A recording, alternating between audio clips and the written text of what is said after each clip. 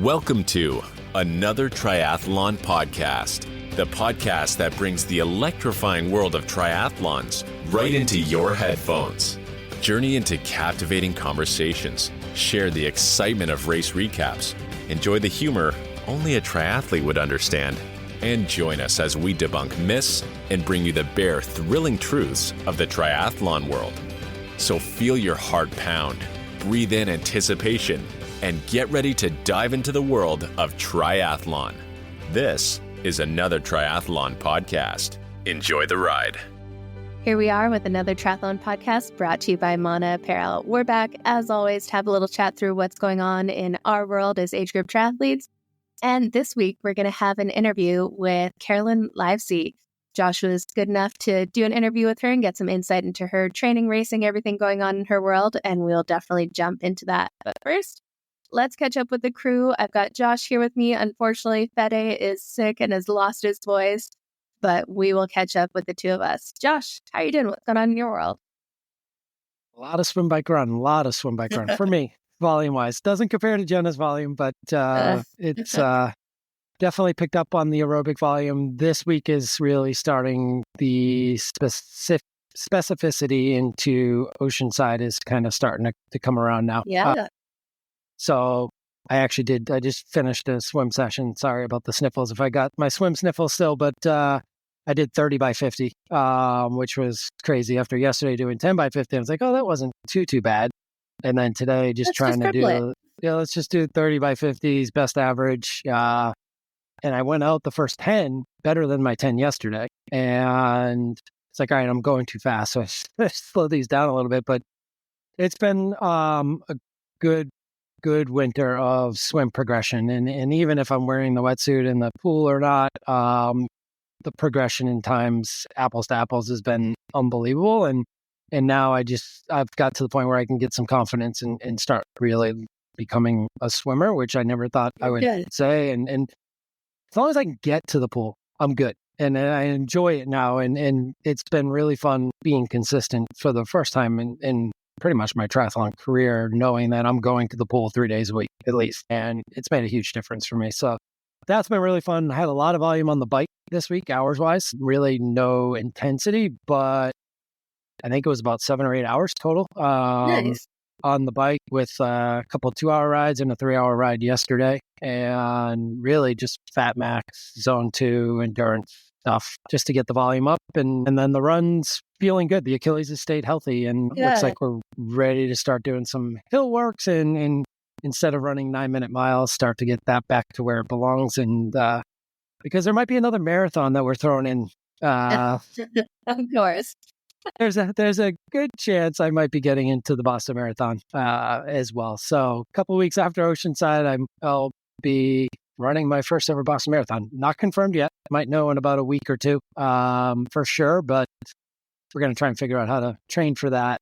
Again, I might find somebody to pace to their PR and go that route and enjoy my first ever Boston, and then cross my fingers that my BQ time gets in for next year and then really go after it and see what I can do on the course. I've actually been training on the bike or on the tread and watching people's video recaps or their runs through the entire 26 miles and starting to learn the course, even though I live here, and see where certain things are. That is some dedication. Well, my wife's training for it anyway, so she's trying to learn and watch all these things. So I was like, I don't mind. I'm one of those ones that can literally train with no music. I can train with the video. I can train with. I'm very lucky in that way that I can deal with that pain that way. Like this guy had some like weird Asian music on loop, and my wife's like, "How can you listen to that?" She had headphones on for her run, and I was on the bike, and I was like, "It's just good, whatever. Totally zone it out, pay attention." But here's a tip for people who are running Boston that I figured out last night.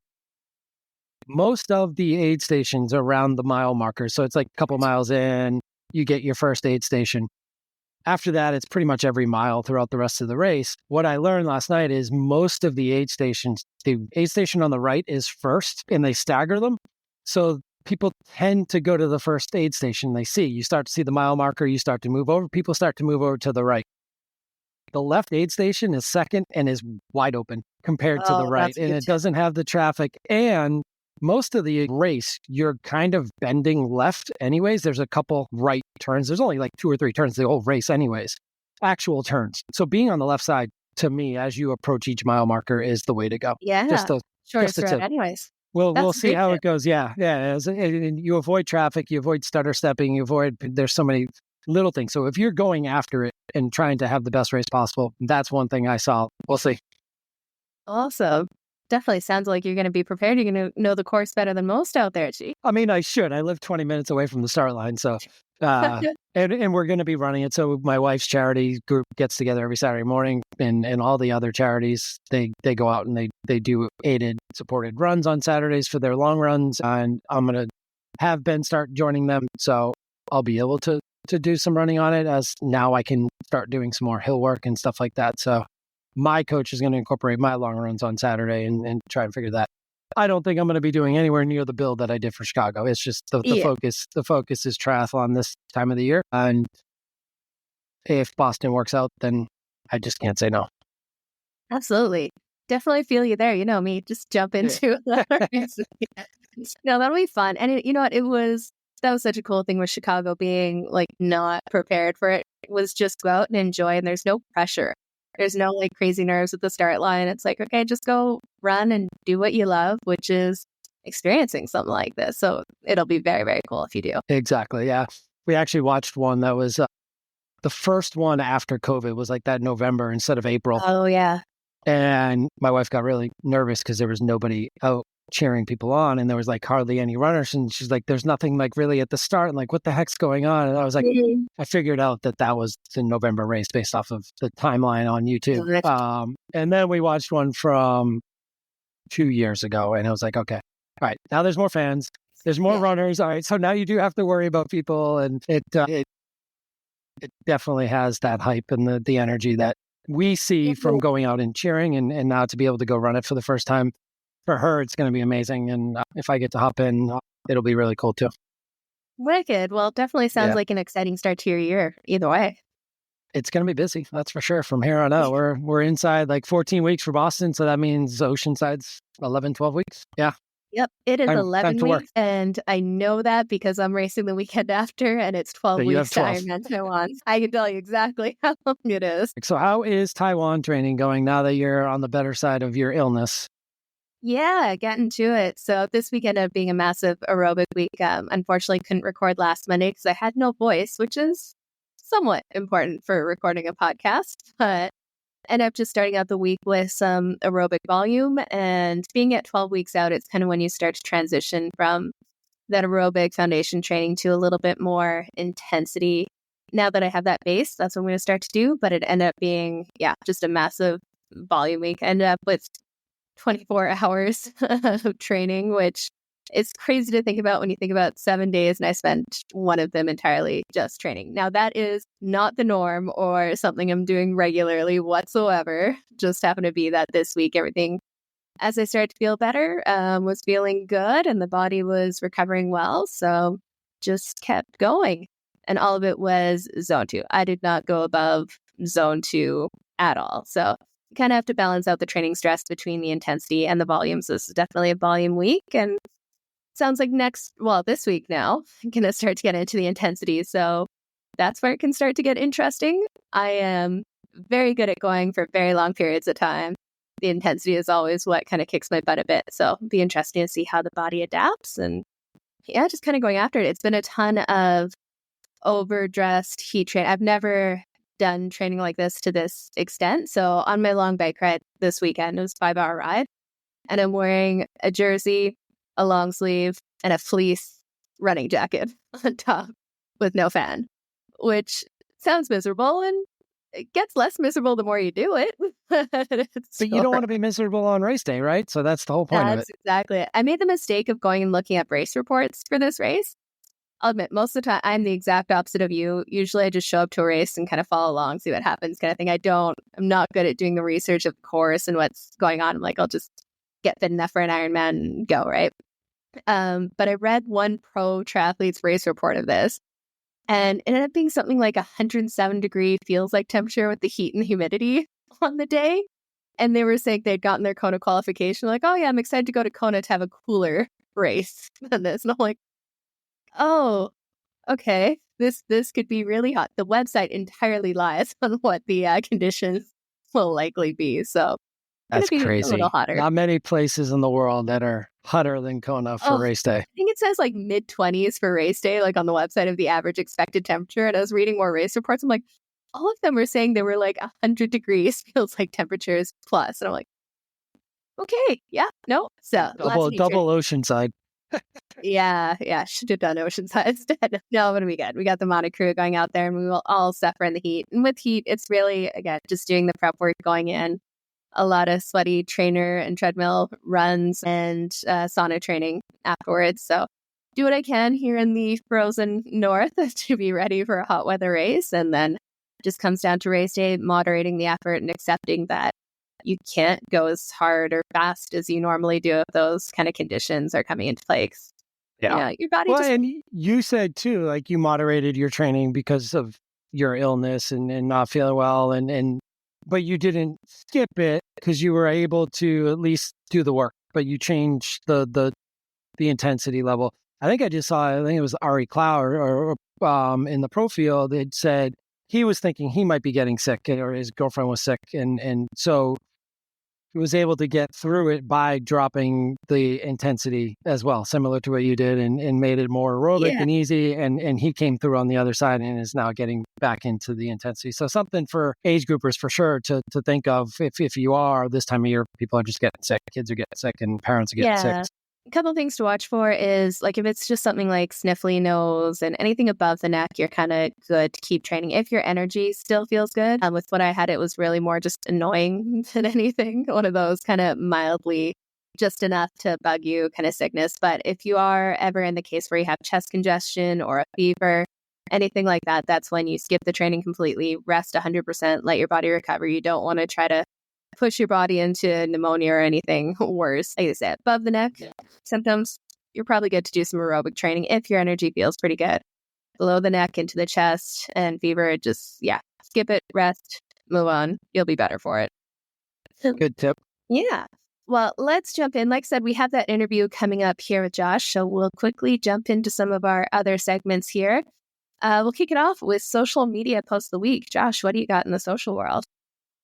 Well, I think we're all pleasantly happy that the waiting game that the PTO played on us for the top 5 world ranking athletes is finally over. So if you haven't seen it, the full yearly ranking is now finally updated on the PTO website. You can check out all of their 10 through 20 and 21 through 30 and all that is on their Instagram, and on the website is now the listing of the overall rankings from last year, listed at December 31st. I think we found out like January 12th or 11th or 10th or something like that by the time they finally dropped Martin Van Rail and Taylor Knibb, but nobody was really too shocked by the top 5 rankings either. So thanks for doing that. Hopefully we can see your schedule sometime soon too. That would be nice. Figure out what T100 schedule looks like.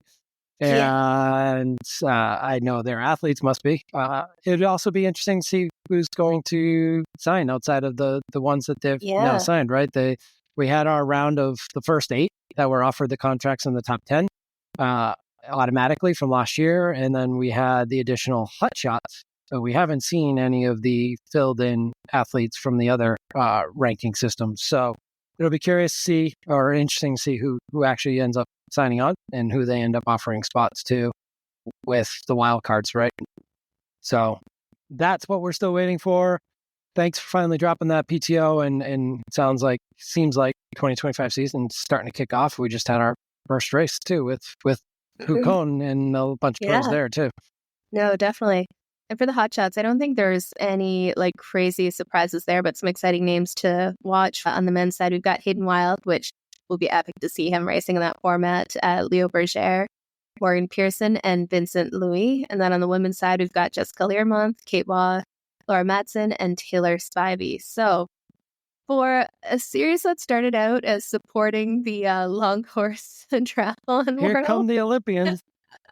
we're seeing a whole lot of short course on here. So they will shake up these races. So you got to give them that. They picked some players who should make a difference come race day. Honorable mention too, I forgot about this when we were talking earlier, is Alex E just went out and dropped a 28:07, I believe was his final time. Good That's enough for insane. 29th place in the 10K. And So his first race on his way in his build to London, which would be 15 weeks out, he ran a 10K race in England this week and dropped a 28:07. that's insane. You know, it even goes to speak to some of those speeds that they're running, like in the Olympic distance triathlon, like during the Olympics. I think Alistair had something like 29 minutes in an Olympic distance triathlon. Off the bike. Like, that is absolutely mind-boggling. And then you got Alex E competing against 10K racers while training for a marathon. Like, there's some serious run talent out there. It is very cool to see that triathlon isn't just people who are pretty good at all three sports. There are some legitimately world-class in each of the disciplines, which is crazy to see. Pat Matthews dropped into that cross-country race recently too and held their own and finished on the podium. And the triathletes are having a fun off-season right now. It is very cool to see. Well, speaking of social media, my what the F is going to be along the same lines here. I'm still not sure what to make of this in here, but we had a wild clickbait announcement, I'm going to say, from Sam Laidlow, saying that when deciding his 2025 season, he's made his decision. He's going to step away from triathlon and start a new journey, taking on the challenge of the high rock circuit to change things up here. Next day, you see him trying to do a pull-up, very, well, not great at it. And I think that was the end of his high rocks journey. But it just seemed odd all around. Like, there was no real follow-up or reasoning behind it. It was definitely one of those clickbaity posts, but it had a few people in there starting to wonder, with all of the, pro triathletes we've seen do high rocks recently, and recently retired pro triathletes doing high rocks. Seems to be the next fad in cross-training for triathletes. I did not buy the bait whatsoever on this one. It was just so out of left field that it was just impossible to believe. And I was like, I was thankful that the next post came and he actually said it, but man, that would have been crazy. But at the same time, I just never bought it. There's been some posts that I'm like, really? That's going to happen? Mm-hmm. But this one, I don't think it fooled too many people, but it certainly got people chatting, and it was clickbait. And now everyone knows that his partnership with Canyon's continuing, and other things that he's going to continue to announce. And it is definitely sponsorship and partnership and all that type of season right now too. So keep your eyes out for all those announcements, and including our two new pros that we've been able to announce at Mana Apparel with Matt Sharp and Becca Clark. Yeah, great to see that they're coming on board with Mana Apparel. They'll definitely have the Aero Edge with some of the fastest kit out there. So exciting to see that. I love Sharp's kit. It looks really sharp. Actually, I just got the first round of designs for my custom Mana kit here. So I'm super stoked for that to come together and have that ready for Taiwan. If you guys do want to check it out, they do one-off custom kits or triathlon team custom kits. Either reach out to another triathlon podcast or Mana Apparel. We can definitely get you connected. But it's so cool to just be able to go through the design process and make something exactly how you want it, down to choosing what kind of zipper fabrics, and then being able to work with their graphic designer to do a design for it. So it's a lot of fun, and I can't wait. And it's not that much more expensive than what a tri-suit is anyways. And if you're trying to dial yourself in with a really good tri-suit, the custom route's not a bad way to go, especially if you've got a couple of brands that might want to throw their logo on it and offset some of the cost too. Yeah, totally. No, definitely go check it out. But I think with that, we're going to jump to this interview. Josh, why don't you tell us what went on with your chat? Yeah, so this was a great conversation I had probably a week or so ago at this point with Caroline Livesey, who started her triathlon career while still working as an engineer in the Ironman 70.3 and full distance space, and had some really good performances, but quickly learned that she really liked the adventure of it all. And during COVID, started to get into the XTRI series and qualified. She won Canada Man. So up in your territory. Yeah. So Canada Man is one of those XTRI events that gets you a qualification to Norsemen. So she had qualified for Norsemen, did Norseman, and her husband trained a lot together. He raced as well. And one of the things he picked up during COVID was film work and video videography and documenting all of this. And next thing you know, she's doing Patagon Man in 2022 and winning that. And he filmed that whole thing. They have a whole series on that on YouTube. And then she had to take 2023 off due to an injury and train for some other events, and then came back in 2024 and just a couple months ago won Patagon Man for the second time. And we just talked about like what are the ways that she trains and for the different events and the different atmospheres and climates and terrain, and even within a race, the different temperatures. I mean, it's pitch dark and freezing cold in the morning at Patagon Man. You're on a boat and you don't know the course. Like she talks about that and like how crazy that is for some people, just the anxiety and getting off the boat and, okay, well, from here, you got to get to shore. And that's all based on the weather that day and what the Coast Guard allows them to do. And then getting through T1 and the different climates on the bike, because it's a lot of climbing. And next thing you know, you're on a plateau and the temperature's completely changed again to a run where you're wearing shorts and t-shirt. So, and all that over a full iron distance type race and through some amazing, beautiful terrain and all that. And she's become one of the best at it and has won a number of races. And their documentaries are really, really cool on YouTube. So give it a listen. It's a great interview. It was awesome to have her on and looking forward to seeing what else she can do in her career. And it's just another one of those ways to enjoy triathlon and travel the world and see some really cool places. So love it. Sounds great. Give it a listen and we will talk to you next time. Welcome back to another Triathlon podcast. As promised, we have an amazing interview today with the one and only Carolyn Livesey. She has made a name for herself as a professional triathlete, but really more so recently as she moved into the XTRI space and multiple wins across the industry, but most known for her recent two-time champion at Patagon Man in Chile. We are excited to have her here. It's the off season. We'd love to talk about different ways for people to enjoy triathlon. And Carolyn is one person who can really help us all understand the craziness that is XTRI. So Carolyn, welcome. Thank you for joining us. Thanks very much for having me on. Yeah, it's always a pleasure to talk about XTRI and Patagon Man in particular. Well, yeah, we'll definitely dive into that a little bit. But why don't you give us an idea of how you got into triathlon and then eventually into XTRI?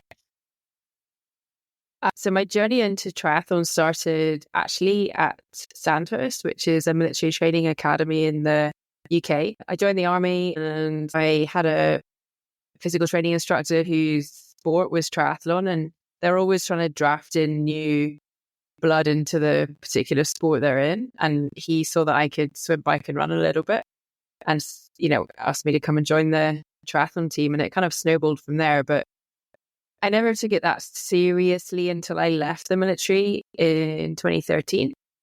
I just didn't have the time or the consistency of training. I was away too much.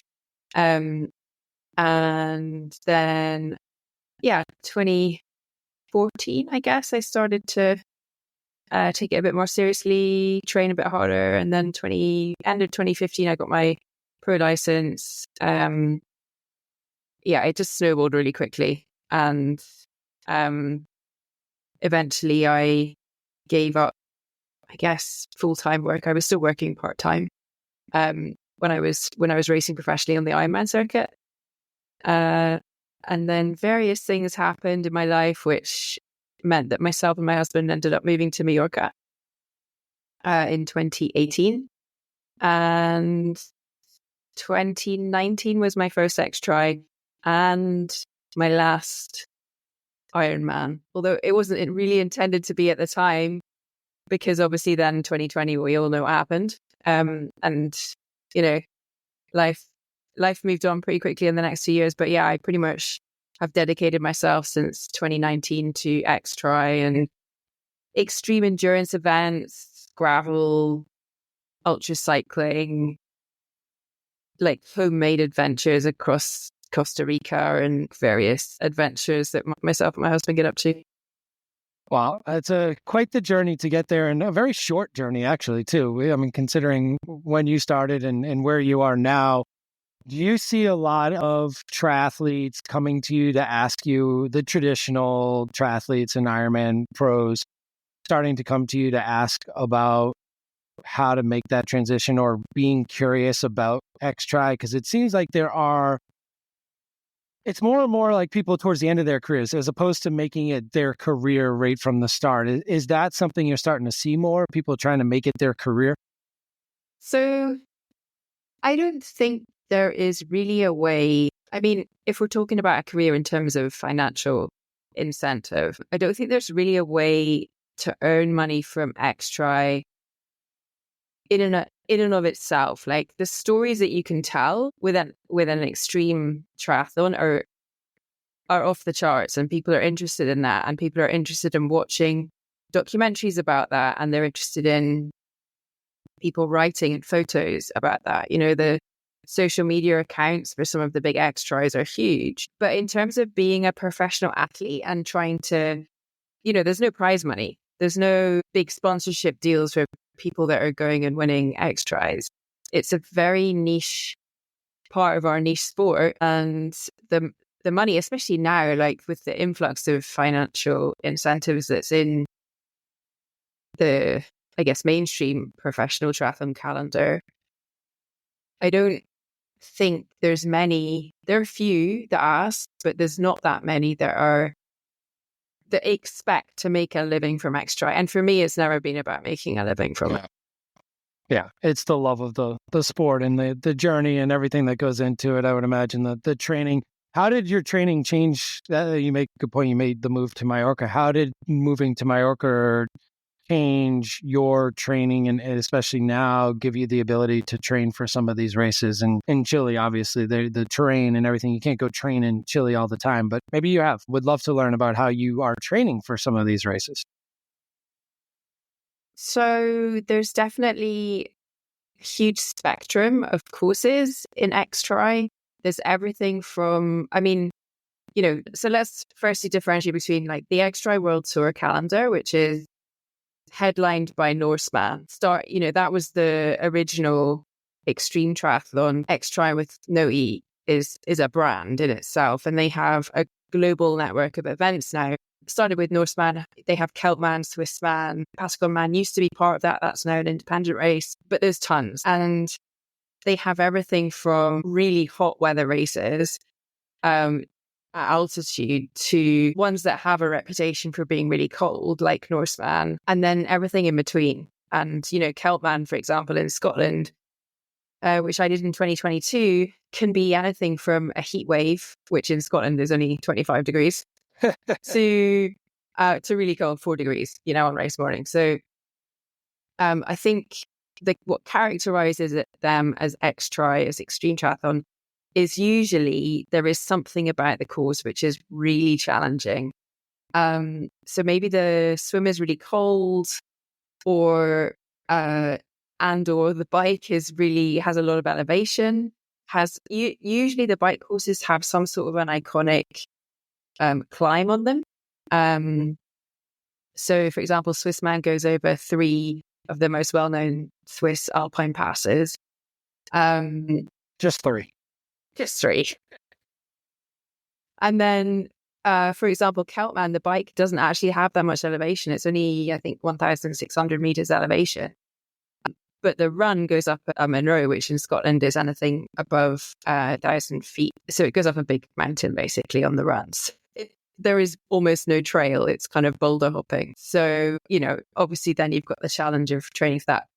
So when you're talking to me about like what training I do for these events, it really varies. And actually that's part of the challenge and part of the attraction for me is how do I specify, like get specific about my training for this race. And I train a lot. I'm a coach as well, and I train athletes, not just for XTRI, but I do have athletes that are doing XTRI. And it's the same, they pick an event and it's either one I've done or one I haven't done. And we talk about what is the unique thing about this race and how we need to differentiate your training so that you're prepared specifically for that race. And actually this is kind of what started me on this journey, I suppose, through these races. Is my first one was in Canada at the Patagon Man. That was at it was July 2019. And how I ended up doing that race was a bit of a kind of, it was my backup race for the summer, and I had intended to do an Ironman pro race in Ireland.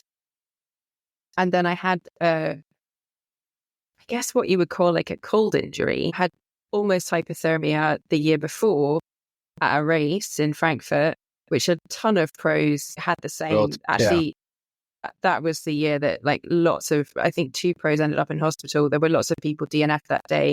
And I got quite severely, I guess, cold that day. And then the next year when I was racing in Barcelona, it was cold in the morning and I just, my body shut down. It was almost like a reaction I couldn't control. And of course, Ironman Ireland is notoriously cold and wet.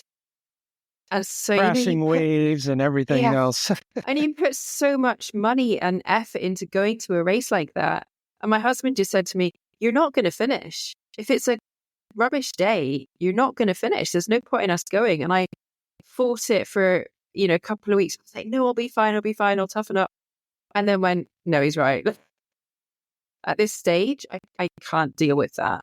Yeah. And actually, it's funny because that turned out to be that year, Ironman Ireland, Emma Billen won, and it turned out to be a horrendous day. It rained for the entire day. I think Ali Bradley won as well. And, 2 really tough athletes won on the day because it was shocking conditions. So it was a good decision I didn't go. Anyway, roll on to Ironman Canada, which is a hot race, by the way. At that point, it was in July. It was like an absolutely beautiful day, really probably too hot for some people. I won the race, which is a whole nother story, by 12 seconds over, I think, a 12 and a bit hour race. So got chased at the finish line. And then we were at the prize giving, and part of the ceremonies at the XTRI prize giving is they give us 2 slots out to Norsemen. And getting a Norseman slot is notoriously difficult. People enter the lottery for years and years and years. The system's slightly changed now, but at that stage, it was just a lottery. So being awarded a slot, like you're definitely going, you don't have to apply for the lottery, was for some people a dream come true. Unheard of, yeah. Yeah, and so I was the one drawing the name out of the hat for the women, reading out this name and presenting the slot to this girl, and she was going nuts. It was like Kona, it's like she'd won a Kona slot. She was jumping up on the table. She was like screaming and dancing. And I had also won a slot for Norsemen by winning the race. And I was like, "I'm not doing Norsemen. It's too cold. I'll never survive." I mean, like, I just wasn't even questioning. That wasn't your realm after everything you'd been through. Yeah. And then this woman behaving like this made me think, well, I mean, if she can do it and she's so excited, why am I limiting myself with this false belief that I can't do something that I've not tried? So that was my point of like, okay, I need to A, change my mindset, and B, train so that physically I'm capable of actually performing in cold weather environments. And that was my project over was meant to be a year. COVID hit. I didn't end up doing Norseman until 2022. So we all know about heat training. Why don't you walk us through how you went through cold training after struggling? Because I think even like as most recent as this year, we saw M. Pallet Brown on the circuit struggle in some of the harder races and DNFing a lot. And that's been something that has been known where she's passed out on the track, and it just keeps coming back, and it's hard. How have you overcome what you were dealing with in Scotland and then to get to the point where you can compete in Norseman swimming in that temperature? I found it really fascinating, actually, the whole process. And even now, if somebody pops up on my Instagram, it happens all the time, and they say, "I'd love to do Patagon Man," or any of these other races. Well, Norseman and Scoutman specifically both have cold swims. I'd love to do it, but I never could because my body's terrible in the cold. I'm terrible in the cold. And that's exactly the reel that I was playing myself. I'm terrible in the cold. I'm terrible in the cold.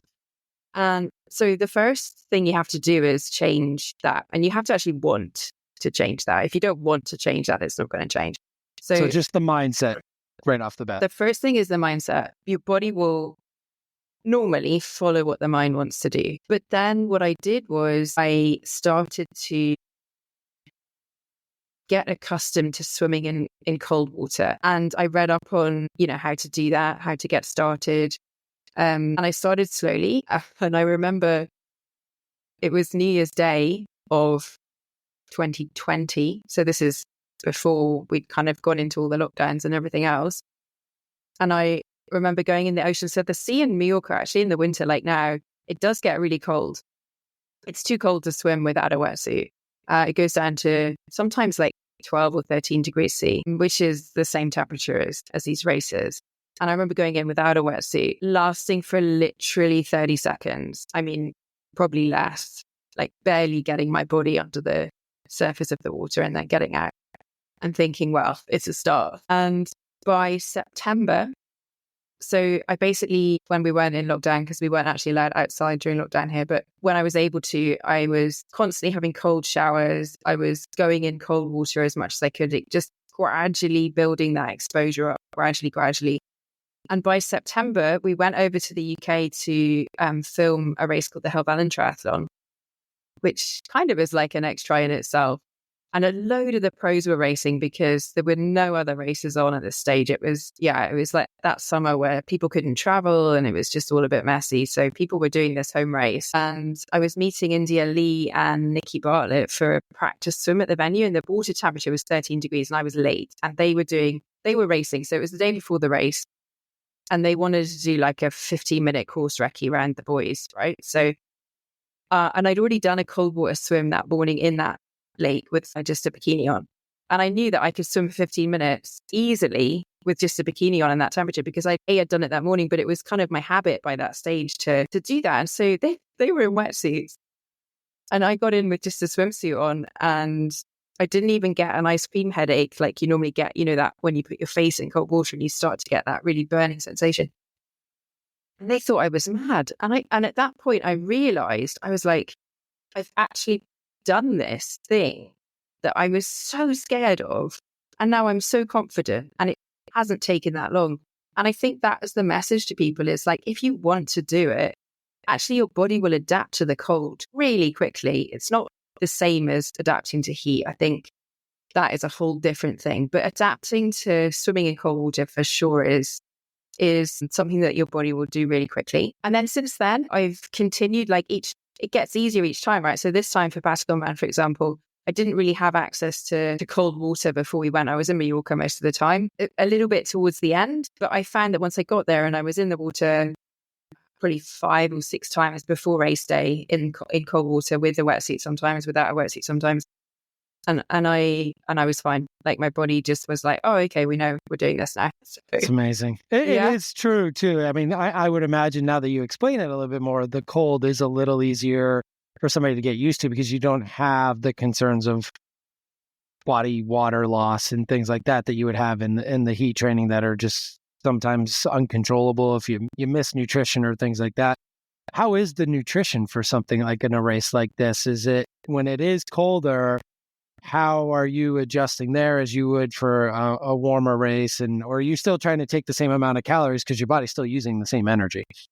So it's really interesting, actually. One of the things that happens when you're doing cold water adaptation is that your core temperature stops varying so much. So, for example, you might go the first time or the first few times you start open water cold swim training, and you get like significant after drop after you get out. So maybe you're in for, say, 5 minutes the first time and you'll start shivering. You'll come out and you'll feel a little bit cold and you'll put your clothes on and you'll start shivering and you'll continue to shiver for 20 minutes, an hour, 2 hours, depends on you, because your body is not used to that core temperature drop and it continues to go down because the cold blood that's been in contact with the water goes into your core. So your temperature continues to drop and your body's not used to that and it's not used to warming you back up.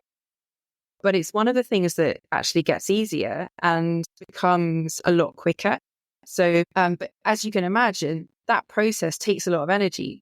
So if you're not used to it, and there are people who go to these races unprepared and spend sometimes more than an hour in T1 just trying to get warm. And that takes a huge amount of energy and wipes out your entire day because your body bringing that core temperature back up actually burns so much energy. And having those swings of like the pendulum swings of core temperature. So for example, Northspan, the year I did it, was -1 on the top of the plateau on the bike. So you come out of the cold fjord, you do a climb straight away. So you kind of warm up coming out of the water, but then you get onto this plateau. It was really windy. It was foggy. It was basically snowing up there. It was sleeting. The crews were all freezing. The crews that they're following you, they were really cold. You're at least working a little bit. I mean, I had full on like waterproofs, and there were people in tri-suits. And of course, they got really cold, really cold. And of course, you've then gone from being cold to being hot to being cold. And then the run, it was like 28 degrees in the valley on the run. The sun came out and it was boiling. So you've then overheating, and your body is just wrecked by this, and it burns a huge amount of energy. And it's one of the things that is kind of the key to racing these races, is trying to keep like a constant core temperature. And that's something you learn or you get advice on it, or you learn. But yeah, the nutrition, obviously, if you are in that situation, has to be, you have to eat a lot more. But for somebody who's prepared well and who doesn't have those massive swings, then it's pretty similar. I'd say it depends on the effort you're putting out and like how you're racing. But yeah, it's for somebody like me, it's pretty similar nutrition wise, requirement wise, than a normal. And that's race. really due to the specific training that you've done, and over time your body's adapted to it, so it's a little easier. But somebody jumping into it because they got a lottery slot for the first time probably doesn't have the years and years of training that you've got at this point, and that's where it can get a little scary. And I also think that you've got to consider what your time on the course will look like. So, for example, the Patagon Man this year for me was 11 hours. So it's not that much longer than a normal Ironman. It's a manageable chunk of time. But if you're looking at, 18 or 15-hour race, then obviously you're going to need a lot more. And I think there are some races like Canada Man, for example, I had a totally different nutrition strategy because the last section of the run is a hike. Like you can't run it. It's up a big mountain, and the trail is, I likened it to doing, you just run a marathon, because the first section of the course up to, I guess, the 30 UK point, you can run more or less most of it. Some of it's on trail, some of it's on road. Some of it's not really runnable, but it's mostly runnable. But by the time you get there, it's like a good 4 hours. So you've done the equivalent of running a marathon. And then someone's asking you to do like single leg squats, step ups for the next 2 hours. Here's a box. Just do step ups for 2 hours on this box. We'll see you at the other side. I mean, my quads were wrecked, but the nutrition on that is different because your heart rate goes right down. You're hiking, essentially. You've got poles and you're hiking. So I was eating date slices and like flapjack and things that you wouldn't be able to eat on the back end of a normal marathon. So there you're probably worrying more about the muscle fatigue and things like that, climbing on the hike, which is different. So I would imagine the training was a little different for that section of the course alone.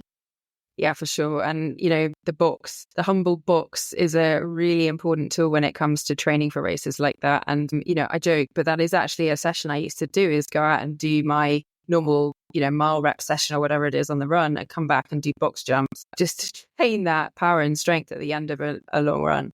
Yeah. And I think that's key for pretty much any training, marathon, half marathon, all the way up through ultra marathons and ultra triathlons, is that strength at the end of a hard workout and hard session makes a lot of difference. So I appreciate you explaining that a little bit more. And why don't you talk about what you've been able to do in terms of promoting this sport and your YouTube, because I've been fascinated with it. It's been a big part of my training recently, is watching on my long rides and on my long runs. And I always say, like, this is a tough one. More people need to know about that. I also watched the documentary Iceman. I was like, if I'm on a long ride and I'm going to complain, nope, you guys have it much worse. So I can get through. Yeah, I mean,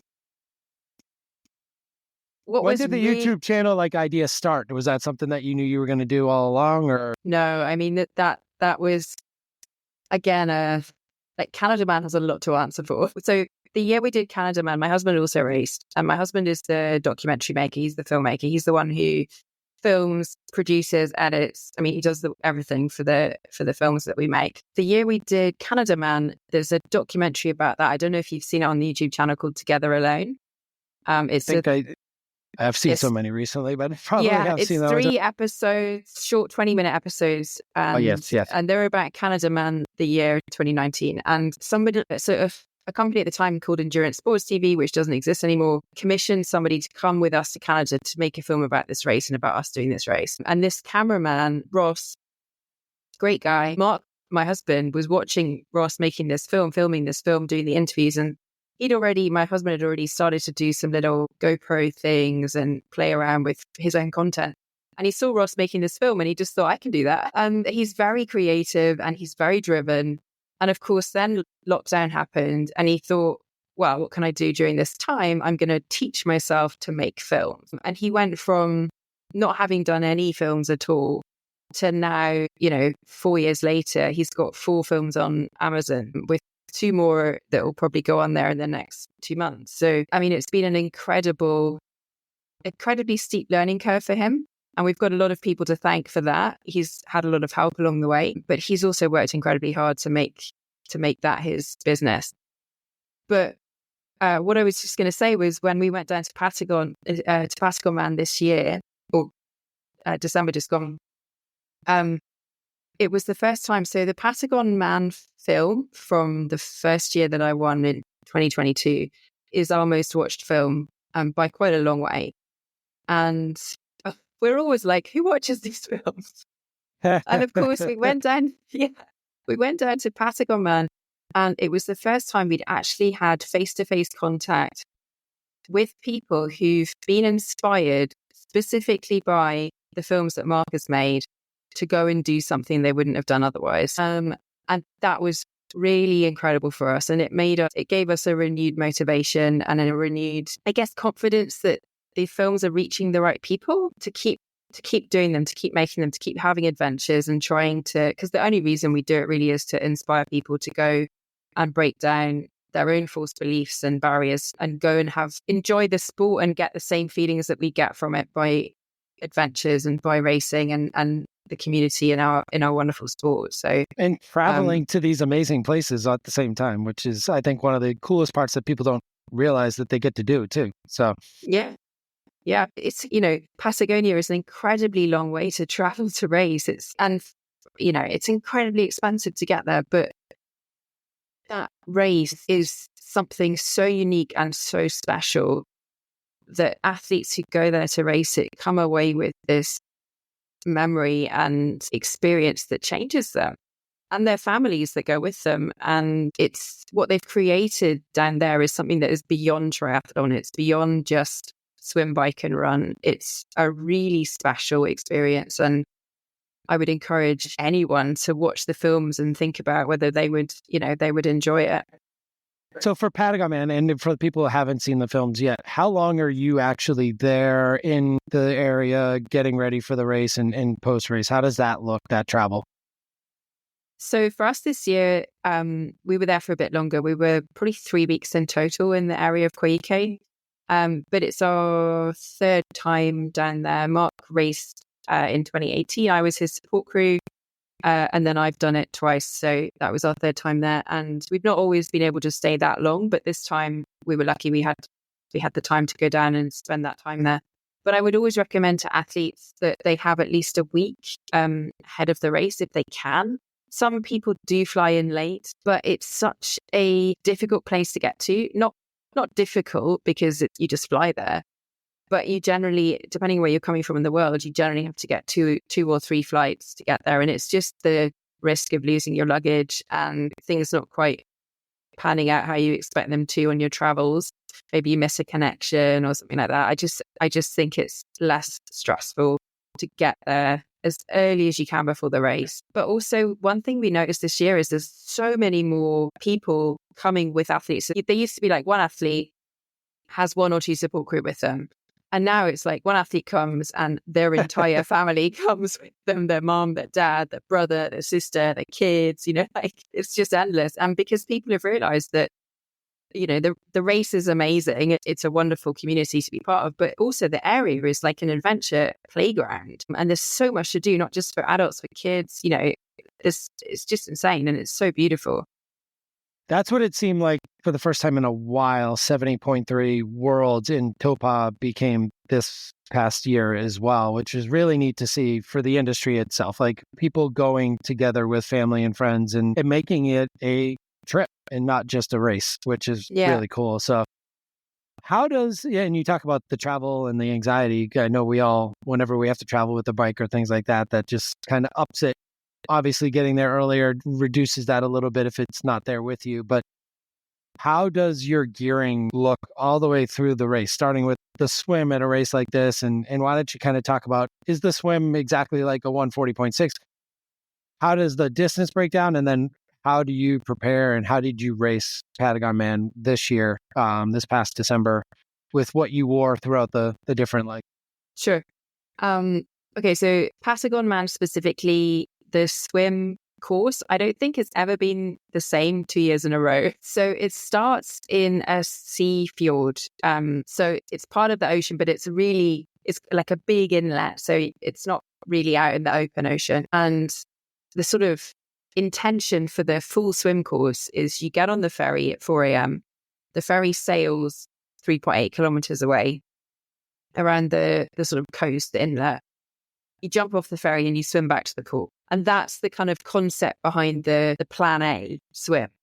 They've only done that once in the 5 editions of Patagon Man, because the weather in that part of the world is notoriously changeable, should we say, unpredictable. And actually the Coast Guard in Puerto Chacabuco, which is where you get on the ferry, it's a port. The Coast Guard there are in charge of the safety and agreeing the swim course. So 2 years ago when I did it, it was really windy. I'm talking 60 kilometer an hour winds on race morning. And it's an exposed area where the first transition is. And the lagoon there was just, massive waves.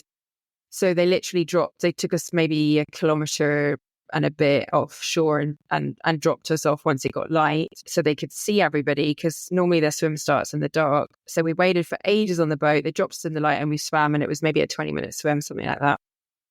This year, they did Plan B, which they've had all the other years, I think, apart from the one time they did the full course, which they take you out a certain distance, they drop you, and you swim a kind of V shape. So this time it was a 3.2 kilometer swim, something like that. But there was a big current against us on the big long leg that we did. So we did a big long leg, which went round a boat and then into the port. But really, you get on the ferry on race morning for Patagon Man and you've got no idea what the swim's going to be. It could be anything from a kilometer to 3.8. And just get to shore. Yeah. And this year I was so excited that we got to do the swim was basically the same time that you would take for a 3.8. I did 55 minutes, which is normally what I would do for a... Because of the current.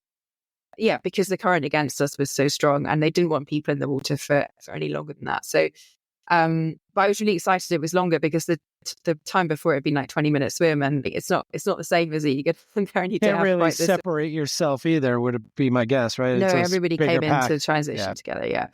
In terms of what you wear, so for these cold water swims, they usually have mandatory equipment in the swim. So you obviously have to have a full wetsuit. The gloves, the boots, and the hat will be either optional or mandatory depending on the water temperature. And this year, the water temperature was 12.2 degrees C, which is quite warm for Patagon Man. I don't know what that is in Fahrenheit, but it was mandatory to have a neoprene hat underneath your swim hat, and boots, I think. But I think gloves were optional. But everybody had all of the kit on. I wear Orca sportswear wetsuits, and they have a really nice thermal vest, but it's got long sleeves. So it's like essentially another layer of wetsuit on your top half. And I wore that underneath my normal wetsuit, my normal swim wetsuit. And then I also had gloves and boots on, and like a hat without a chin strap, but a wetsuit hat underneath my swim hat. And I was toasty. I honestly was warm. I think you're swimming so hard as well, like in a race. It's different. The practice swim the few days before, people get a bit scared because they maybe feel the cold a bit more. But race morning, you're so full of adrenaline the first 20 minutes, you're not going to notice anyway. And by that stage, you've warmed up. So usually, without exception, when I see people after the race, they're like, oh, the swim wasn't anywhere near as bad as I thought it would be. 12.2, just so you know, 54 Fahrenheit, roughly. So I think I've actually done a 56-degree swim. So right around there. Oceanside, California in April is usually a very cold water swim in the 70.3 world. So that gives some people some reference as well. So yeah, very cold. And in the dark, complete dark would be the whole swim, right? No, usually by the time you finish. It's light by the time you finish for sure. It's kind of, as the back of the ferry went down this year, we just started to see like light kind of bleeding into the sky. It was dark as we got into the water, but if you looked up, you could see dawn was sort of coming. And I think probably by the time we'd swum for half an hour, it was light. So you're getting in the dark. You're getting in the dark, and then by the time you're on the bike, it's probably starting to light up, and you're climbing. Yeah, you're climbing towards it anyway. So, how long is T1 for you these days? Anywhere from 6 to 8 minutes. So that's not bad. It's not bad. I mean, I've kind of honed it down a bit because, but I mean, I always say to people, actually a couple of minutes extra spent in T1 for these races is going to really pay off. And there was an example this year where somebody came into transition just after me. Another girl got on the bike probably a minute behind me, but she got out of the water maybe 3 minutes behind me. But she just put on essentially like a tri-suit. Like she may have had layers underneath, but when we sort of passed each other, and when I passed, she had no like short sleeves and short shorts on. It's like, you are going to regret that. And this is what I was saying. Like probably her body temperature during the day like fluctuated enormously, and that would have to the plateau. Oof. Really caught her out. I put all the clothes on in T1 because it's the earliest point of the day. It's always the coldest. It's why the Jacabuga, where the Patagon Man T1 is notoriously cold. It's always raining there, like pretty much always. Like I think they have 330 days a year rain, something like that. Sign me up. But that's just the start point. It's like a rainforest essentially, and as soon as you ride out and up to the first climb, you're up in sunshine usually. And yeah, I mean, I put waterproof top, long legs. I actually had thermal leggings on this year because the high of the day was going to be like 10 degrees. And some people even said to me after the race, they got more cold at the end of the bike when they came into T2 than they had been after the swim. So yeah, you've just got to be prepared. But I mean, that's the good thing about XTRI. You've got a crew with you. As long as you can have your layers in the car, you can put all the clothes you want on because you can just take them off and give them to your crew as you're going along. It's not like you need to really make a decision. And I always say to people, don't stress about those things the night before, just put everything on. And if after half an hour or an hour you're too warm, take them off. But don't spend that time stressing and worrying about it the night before because you're not going to know how you feel until you get on the bike. Yeah. And speaking of the bike, actually, are you riding a TT bike? Like your standard? Yeah. Yes. Is that always the case, or do you sometimes think about a road bike because of the climbing or something like that? For me, it's pretty much always a TT, but like there were definitely people on road bikes, and I think it just depends. I suppose I've been doing the sport for so long, I'm really comfortable on a TT bike, and I've come from a background of Ironman type triathlon. If you're coming from a background of road cycling, for example, or you're not used to a TT bike, then that's a different thing. But yeah, I mean, for me, TT bike is always faster. Yeah. They're getting so light and so fast now these days, so it's worth it, I guess. Yeah, and also I think it also does depend on your TT bike, and there are definitely some triathlon specific TT bikes that I wouldn't recommend for some of the XTRI courses. Patagon Man itself is not that technical. It's a lot of I think there's 2,500 meters elevation in total, but it's kind of up and down. There's no really technical descents. There's one at the end, but it's quite short. But there are other races where you do have really technical descents, sort of alpine passes and things, where if you're on one of those straight line bikes, then it's gonna not be such a good idea. But I ride an Audio, the Orbea Audio, and it's UCI legal. It's a bike. It rides like a bike. It's not got internal storage and things that upset the balance of the bike. So so I mean, I happily descend alpine passes on it. And when you talk about your crew being with you, are they kind of riding with you like you see in like the Tour de France, or are they like moving up ahead and waiting for you and then you come by at certain points, or? Yeah. So most of it varies from race to race. Most of the races have, so the main rule is they can't be behind you. They can't sit behind you because obviously that causes all sorts of traffic issues. So they can leapfrog you. So they basically drive ahead, park up in a lay-by, and they have to get the whole car off the road, park in a lay-by, wait for you, get out of the car and then wait for you to come, and you either stop and take what you need from them or you do a rolling aid station like you would for an Ironman. And then they often have places like specific, like from, I don't know, the 40k point to the 60k point, you can't stop or whatever because it's a town or it's either some junction they don't want people in, like stopping there, it's dangerous. So they sometimes have specified sections where you can and can't stop. But yeah, mostly your crew can be with you, and what I tend to do is have the first stop is like, I definitely don't need anything until 50k or 60k, whatever. And then at that point I say to them, I grab what I need and I say 20k or 10k, and they stop again after that many kilometers. And then you just do that each time. And then adjust if you need to based on how you're doing that day, I guess. Yeah, exactly. So, and again, for people who have not seen any of the documentaries, how drastic do things change when you go on the run? Because I've seen a lot of that clothing tends to come off for the run. On Patagon Man? Yeah. Yeah.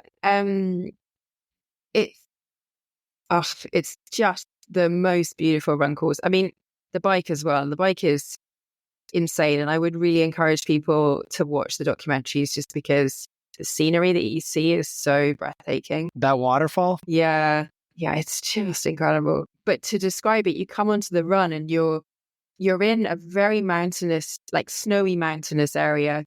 And then the run takes you onto a trail, a very sandy, proper trail running for the first 6 or 7 kilometers. You go up and over a sort of small hill, and then you come onto a gravel road, and the whole of the rest of the run is on gravel. It's on a gravel road that you can drive with a car, but it's quite loose in places. And after a while, it starts to, you've got to train for that instability because you're constantly finding your footing on it. It's not, you can't like relax into a really good rhythm on it. There's a lot of ups and downs. The first 18 kilometers, you basically do all the climbing, and I think the run has 900 meters of elevation. So there's quite a bit of climbing on the first 18 to 20k, and then there's a lot of descending, and there's a lot of steep, runnable descents that really blow your quads. But it's just so incredibly beautiful, and I always just take time to kind of look up and enjoy the scenery. And that was one of the reasons I wanted to go back, because, the first time you do something like that, you're so overwhelmed by all of everything you're seeing, the emotions, the pain, the experience, and the scenery, that you can't take it all in. So I wanted to go back and just be able to kind of relive it. But yeah, the run, I wouldn't say it's hot. And certainly people who are finishing slightly later, they need layers. Like, it does get cold. People who are finishing in the dark especially will get really cold. But yeah, for me this time it was shorts and t-shirt, and it was probably a high of, I don't know, 15 degrees C, something like that. It was nice, it was pleasant, and you can have a tailwind. Almost perfect running weather. You have a tailwind for most of the run too, so it's quite nice. Yeah, I mean, again, this is still extreme. There's a lot of climbing, a lot of descending, like you said, with the quads, and it takes a certain athlete. This year you won the overall female. You finished third place overall? Yeah, with men, and it was Josiah Middaugh was the overall winner. Yes, another well-known extreme triathlete. Yes, nice with guy. with some sons who are up and coming in the world of triathlon themselves. So not a bad name to be on a podium with overall. But your second win. How many wins have you had in the extreme triathlon sport? How has that all gone? And then we can kind of wrap up with talking about how people can follow you on YouTube and sure whatnot. It's 5, but yeah, Patagon Man is without a doubt my most memorable. The 2 times it's been, going back there, it was one of the most special experiences that I've had, partly because the community down in that part of the world have really embraced the race. It's remote. It's a really remote area of the world, and so they don't have a lot to cling on to in terms of sporting events and inspiration from international people coming down there, athletes. And I mean, just as an example, there was one particular girl who has followed me on Instagram since the last time I was down there.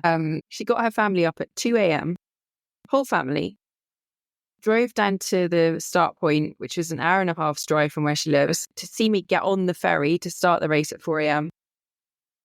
And then watched us come out of the swim. She was screaming her head off. I was like, who is that? I didn't know this was happening during the race. Her family and her followed me in the car all day. So drove, leapfrogged me and just stopped and cheered by the side of the road all day. Who are these people? And then when I got to the finish, she was there. And my husband said she was making so much noise. I didn't notice because I was kind of in the moment, but he said she was making so much noise. At one point he turned around and was like, who is this? And then I met her afterwards and she just was so delighted to have seen me race again. And I think, for me, it was so nice to see that the sport is expanding people's imaginations. She has started to exercise from having done nothing. She's now started to run and to cycle, and there are lots of people who this applies to. She's just an example, but there are lots of people who've been inspired by this race to go out and do sport and do swim, bike and run and swim in the crazy cold lake down in Puerto Aysan. So so those experiences, going back to Patagon Man and just reliving that all, has just been definitely one of the highlights of all my triathlon career. And I would imagine the second time was different than the first time. Were you injured in between the 2 years too? Or were you coming back from an injury this year? Yeah, so I wanted to go back in 2023. It's probably just as well I couldn't because it's so expensive. But yeah, I ended up having ankle surgery about 3 weeks before the date of Patagon Man 23. So I was sitting on the couch with my leg. I think I was out of a cast by that stage. I had ankle reconstruction, like ligament reconstruction surgery. And I was barely able to walk on it at the time that Patagon Man was happening in 2023. So I had a big year of rehab to get back to being able to race again, and wasn't sure that I was going to be able to do that for a significant period of last year. And it was only really about a month before that I was confident that I'd be able to finish. And even then, when I got to the start of the race, I was like, I'm not quite sure how the run's going to go. So it was, it was very rewarding. Congrats on the return. And what is 2025 looking like? And how much downtime do you take after a race like that? And then when do you get back at it? And what's coming up on 2025's calendar? So it completely depends on the race. And I really find with long course races, not just XTRI, but I found this with Ironman when I was doing it too, that it completely depends on how deep you've had to dig on the day, what training you've had coming into it, what part of your season you're in, all those things. But for this race, I had 2 weeks pretty much doing nothing. And then 2 weeks of only doing basically gym work and some running. I like to keep running even when I'm not really training, because I find if I take a lot of time off running, I'm more prone to tendon injuries when I come back to running. So I tend to keep the running going and do a lot of gym work. And then I just started training again this week, or last week. So it's been basically a month of not doing a huge amount. And then I'm starting to, I'm in a big block of training now because we have a race coming up in Colombia in February. So it's the 23rd of February, I think it starts. 8-day gravel stage race, 1,000 kilometers through the Andes. It's called Transcordilleras. There's one of our films on YouTube actually about that race, which we did last year. But one of the amazing things about this race is that it's probably too long a story to plug into the another to the episode. podcast at this stage, but it's in the video. But they change the course every year completely. It's a race of exploration of Colombia, because you can now do that in Colombia, which is a country that historically you could not explore safely. So we absolutely loved last year. It was an amazing race, super tough, probably one of the hardest things I've ever done. And So yeah, obviously we're going back to do it again this year. So I've got probably, I don't know, 7 weeks of training or something till go day for that. You're in a big ramp up phase now, so good luck with that. And no, excited. for people interested, because I know Patagon Man and some of these extreme races, they're getting more and more difficult for people to get into because so many people are starting to get interested in these crazy sports. How does somebody go about getting into one of these, specifically Patagon Man? I know Fede, my co-host, has tried for like 4 years now and still trying to get in. How can people go about do that? And where can they find you on YouTube and the channel?